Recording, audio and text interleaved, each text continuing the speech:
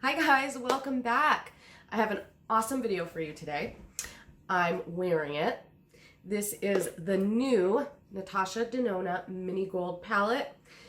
This is just newly released. It was released on the 26th, and this is part of her holiday 2019 makeup releases.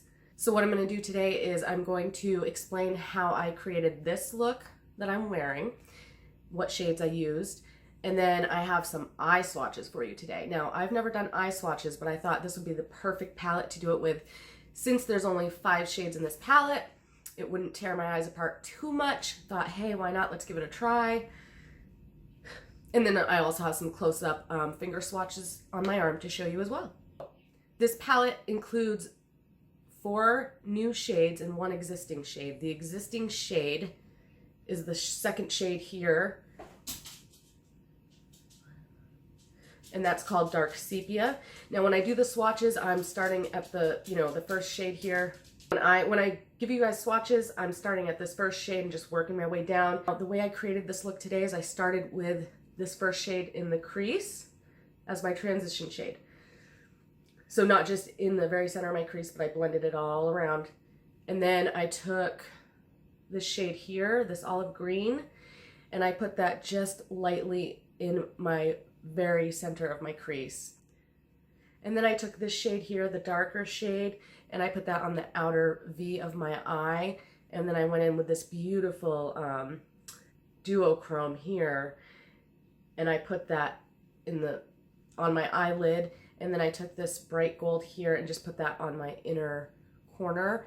And then I also went in with the dark black just under my lower lash line, and then blended that out a little bit with the light shade here. So that's how I created this look today using this Mini Gold palette by Natasha Denona. Now we're going to get into the eye swatches, so just keep watching.